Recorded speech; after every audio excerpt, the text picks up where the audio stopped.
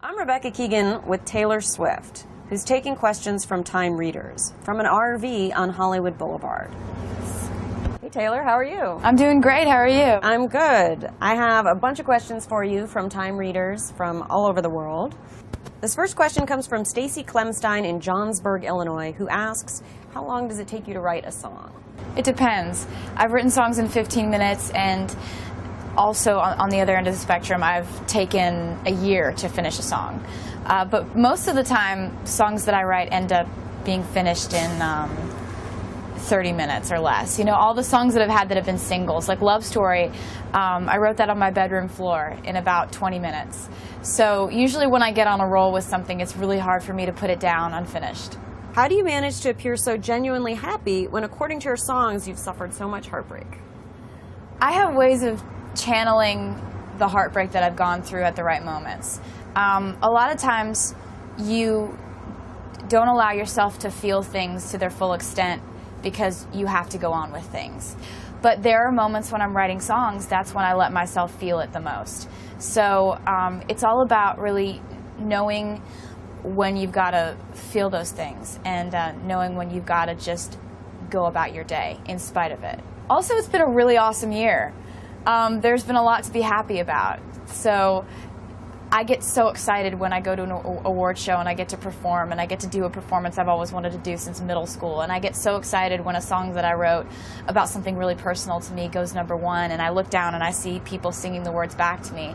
That makes me so much happier than anything could really ever bring me down. So it's like you've got channeling that hurt when it's the right time to, and also just the fact that life has been really good.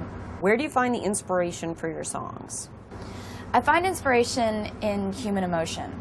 The way that we treat each other, the way that we make each other feel, and the pattern of it, and how, you know, it repeats itself so often but we never learn from it.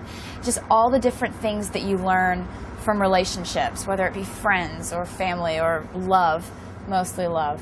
I just love watching people and how we react to feelings. So I think love is always going to be a #1 contributor to the inspiration department for me. This question comes from Kathmandu. Awesome. And the reader asks, I grew up listening to heavy metal and rock, yet I find your songs very catchy. What sort of music do you listen to? I love Def Leppard. I've always loved Def Leppard. Ever since I was little, my mom has always listened to Def Leppard, so they were my favorite band from the time I was a little kid to now. Milo Victor in the Philippines asks, what advice do you have for young and aspiring songwriters? I would say my advice to songwriters is to write your songs not for a specific demographic or for getting on the radio or for anything commercial like that. Write your songs to the person that you're writing that song about. That's the mindset that I go into when I sit down to write a song. I think to myself, okay, who's this about? Fill in the blank. And then I think, what would I say to him right now, if I could? And if I had the nerve to, what would I say? And then you think of some rhymes and you put it all together. Earl Worthington in Chicago wants to know, what other artist would you like to do a duet with? I would like to do a duet with Taylor Hanson, because I have loved Hanson since I was 8, and it's like never going to end. I'm never going to stop loving them. And Taylor Hanson has an amazing voice, and also, you know, we're both named Taylor. And you both have great hair. Thank you. You share the blondness. Thank you so much. Huh? I love John Mayer, but I say that in other interviews. I say that in like every interview, so I figured I'd switch it up. Mixing it up. We want to have the Hanson scoop, people. I love Hanson. How do you find balance between your personal and professional life?